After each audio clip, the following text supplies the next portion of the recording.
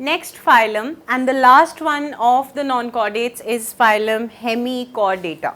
Break the name. Hemi is half, chordata is, it is half chordate.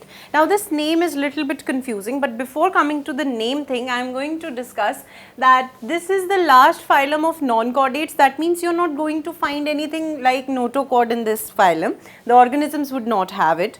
But according to certain authors, the classification was made in such a manner that this was kept in phylum chordata. That means it was part of chordates. It was believed that the anterior part of the body of the organism had the notochord in it, but later on it was established that these hemichordates are more in close relation with echinoderms than in relation with the chordates. So that is why we have this phylum Hemichordata in the non-chordates only, and with this we are going to finish the non-chordates. We are going to see if there are any chordates which are present, that would be under phylum Chordata only. Now talking about Hemichordata, what we have over here is that this phylum is also exclusively marine. You would not find them in fresh water. These are worm-like marine animals. They would be worm-like. As you can see over here, these organisms whichever are shown over here, they do look like worms and they are present in the ocean surfaces. Most of them are present as free living, no parasitic forms we would find.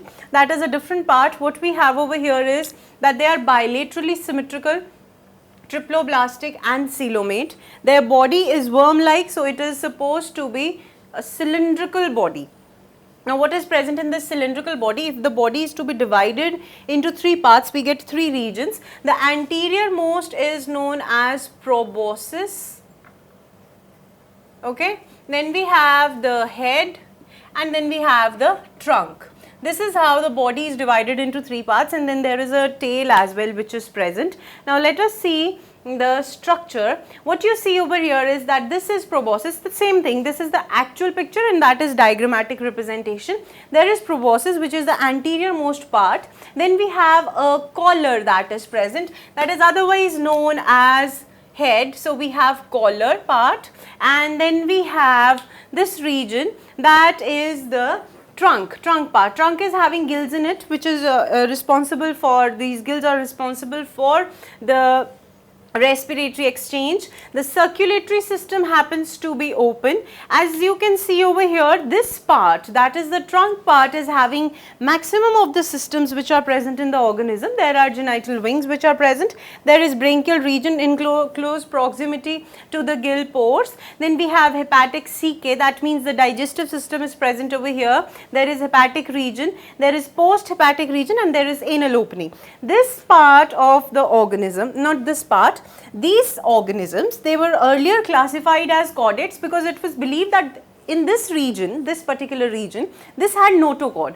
But later on the scientists, they studied and they came to the conclusion that if we see the larval stages of these organisms and if we see the body plan, they are more close to the echinoderms. So they also have larval stages. We are going to see that this proboscis gland is one which is responsible for excretion, that is present in the proboscis. Now respiration is by gills. The sexual dimorphism is present. The condition of sexual dimorphism, that means a female would look different and a male would look different. That means the female would have its own gamete forming region, the animal would be female. If it is having the male gamete forming region, it would be a male. And the fertilization that takes place between the gametes which are formed in two different bodies, that would be external. That means both the organisms, they would release their gametes and they would come and fertilize each other. One of them would come and fertilize the other one in the habitat where they would be surviving. And what is the habitat? That is the marine environment. Talking about their development, the development is indirect. They have larval stages and the larva of these ones is known as Tornaria. So we have Tornaria larva. This is the arrangement. This is the simplest thing you have to understand. These are the points that are to be kept in mind. And apart from these, the two examples that you have, one is Balanoglossus, the worm-like, and the other one is also worm-like, and it is Sacculoglossus. So these are the two examples of the hemichordates. With these, we come to the end of phylum Non-Chordata that had all the non-chordates which did not have the notochord. Next, what we are going to study is phylum Chordata, and it is going to be studied at the class level. You see, we have studied till now at the phylum level. We did introduce a few classes of certain phylums just for our understanding, so that we can associate in a better way with the examples, but class level was not required in our study of phylum Non-Chordata. When we study chordates, we have to see the class level as well, and for that we need to understand what phylum Chordata is. You are pretty well aware that how a non-chordate is different from a chordate. So with this hemichordates, we come to the end of what was there in the classification of phylum Non-Chordata.